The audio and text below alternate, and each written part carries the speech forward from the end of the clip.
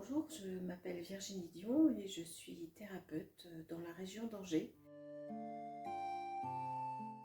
Alors il y a un autre écueil qu'on rencontre régulièrement en séance, en thérapie de couple, c'est cette croyance que certaines personnes peuvent avoir que l'amour est quelque chose proche de la passion dévorante.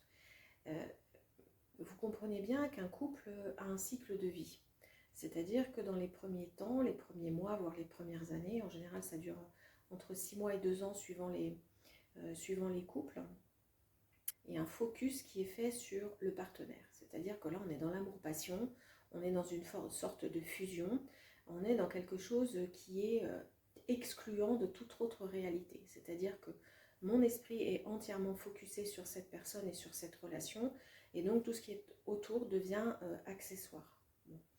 Alors c'est très chouette parce que c'est quelque chose qui permet de créer la relation de façon beaucoup plus pérenne. C'est aussi ça qui fait, c'est cette période qui permet de mettre en place l'attachement entre ces deux individus qui ne se connaissaient peut-être pas auparavant.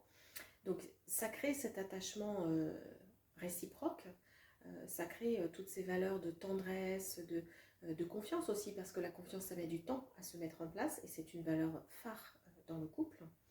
Euh, mais du coup, ces valeurs phares qui arrivent plutôt sur une deuxième partie de la relation, c'est des valeurs qui paraissent, pour certains couples, beaucoup plus douces, beaucoup plus tièdes, beaucoup plus mièvres.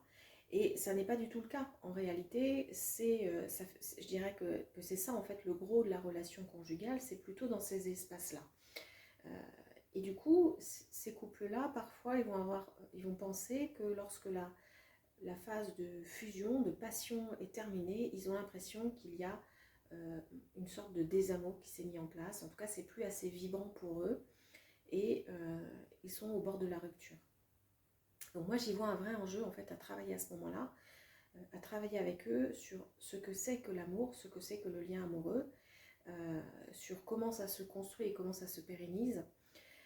Évidemment qu'il y a des personnes qui ont besoin de façon très, très précise de choses vibrantes et ça n'est pas à critiquer, mais on ne peut pas fonctionner sur ce mode-là passionnel pendant des années. Ça épuise nos ressources, ça épuise notre énergie et puis ça a tendance aussi à nous couper de tout l'extérieur, de tout le reste de notre environnement.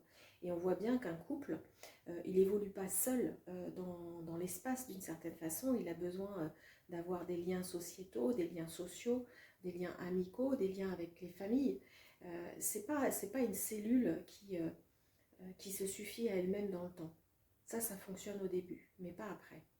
Et donc il y a tout un intérêt à construire quelque chose de différent, qui peut rester passionnant et vibrant dans certaines modalités, mais qui a besoin de se stabiliser pour aussi être beaucoup plus sécure.